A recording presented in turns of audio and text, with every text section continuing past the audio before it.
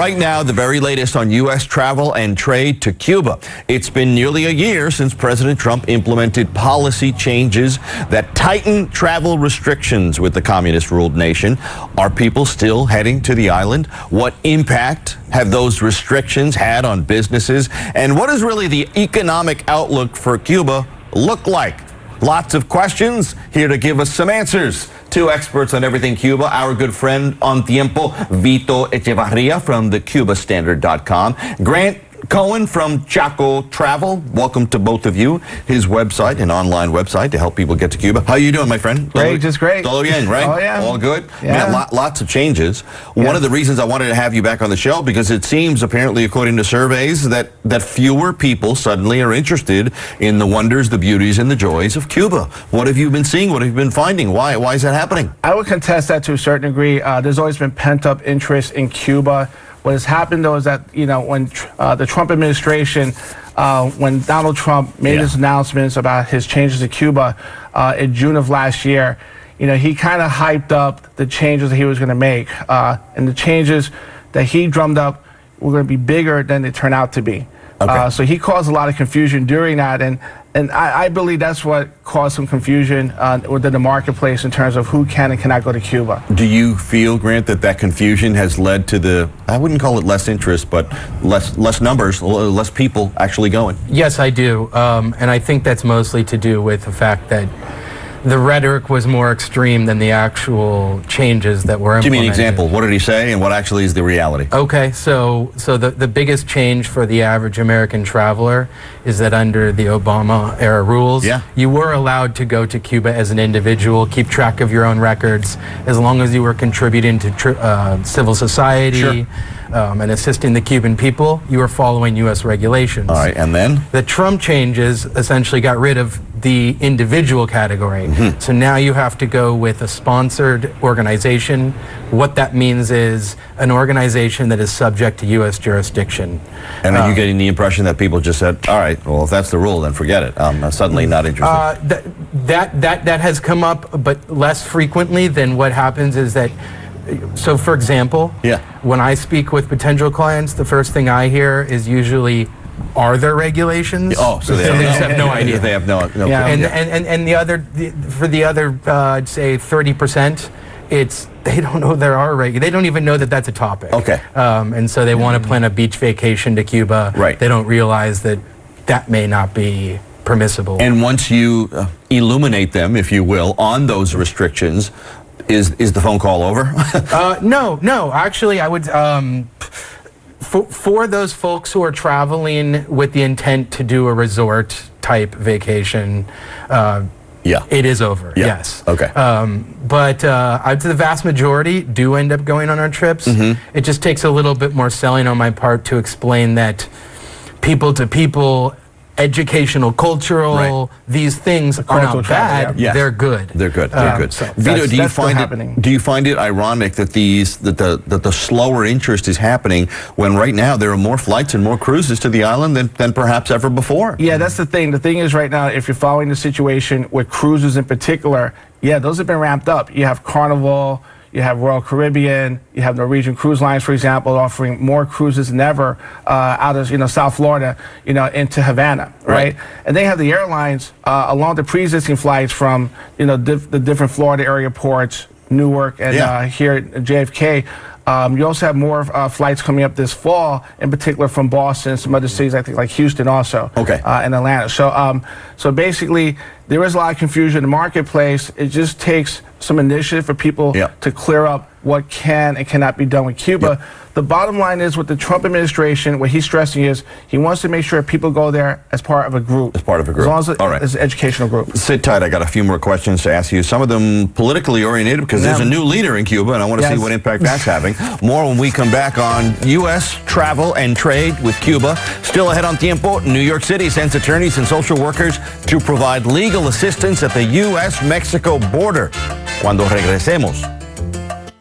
Welcome back to Tiempo. We've been discussing U.S. travel and trade with Cuba. It's been about a year since President Trump implemented some policy changes that tightened the travel restrictions with the communist-ruled nation. With us this morning, our good friend here on Tiempo, Vito Echeverria from the CubaStandard.com, Grant Cohen from Chaco Travel. Again, welcome to you both. One of the things that I wanted to be sure to ask you is that for the first time in 59 years, there's not a Castro running Cuba. How will the leadership of Miguel Diaz-Canel impact travel to the country? Basically, him being in office means is that there's a continuation of the system under the Castros. There are changes underway, under the radar, basically. You have a situation, the Constitution, for example, they're tweaking with that right now. I think one of the things people should look at is the fact that they're recognizing officially private property. Which is significant in the socialist system. So that's something to take a look at. And there's some other areas as well, but in my opinion, that's one of the areas that people should look at. And, the tourism economy is more important than ever in Cuba. So, basically, they're going to make sure they do everything they can to expand upon that. I think the whole situation with private property means it's, welcoming more foreign investment. That's what that's really about. Very quickly, before I get back to Grant, do you find that people in Cuba are seeing this slowdown in American visitation, and the result is a hit to the economy and a hit to those tourist dollars? Well, where the hit really is with the so-called cuento propistas. These are the independent business people that range from taxi drivers to those renting out, hotel rooms, bed and breakfast units, that is. Those individuals in particular who are using Airbnb to attract customers, those are the ones being hit by the changes. I will say, though, that, those using Airbnb, I'm sure they're making up for the, loss in Americans with Canadian other travelers. From Europe and other places. Yeah, pretty much. Grant, I don't want this to be a bummer for people who are thinking about going to Cuba, seeing the fact that there are restrictions and regulations, and suddenly deciding that it's not worth the effort. Talk to me a little bit about the fact that it's still a worthy trip, it's still a worthy investment, it's still a worthy place to go. Yeah, on multiple accounts, that's all true. I think the first thing I want to point out is that going with a sponsored organization is actually the best way to go to Cuba. Way to go anyway, not individually, right? Exactly. And I'm going to give an example that our company, Chaco Travel, we facilitate multiple events that are exclusive, not open to the public. So unless you were to go with a company like ours or another company that provides a similar service, those doors are not open to you. Those doors are not open to you. Right. Exactly. And then the other issues that we will eliminate are money changing, which can be very difficult in a country such as Cuba.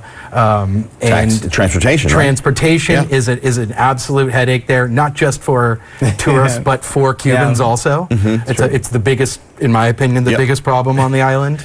Internet is still a challenge? Internet is challenging. It has progressed, but for an American traveler, I would suggest you go there with the plan to disconnect for the week. And that if you absolutely have to, set up an online email account. You can check that, and without going into too much nitty-gritty, we were discussing earlier that like Gmail personal accounts work, but Gmail business accounts do not work. So it's a little bit hit or miss, and the connection speeds are slow. But again, that's where an organization would be tremendously helpful in terms of if there needs to be some sort of communication back home. Absolutely, and that's one thing that we do for all of our travelers is if they need to, we will make sure they get, to buy an internet card, like a scratch card, sign up, get them to a hotel, a public place where they can use the internet, and make sure it gets done. We got about a minute left. Put your finger up in the air and test the political winds. Do you see things reverting back to the way they were during the Obama administration, or these restrictions in any way getting loosened up again?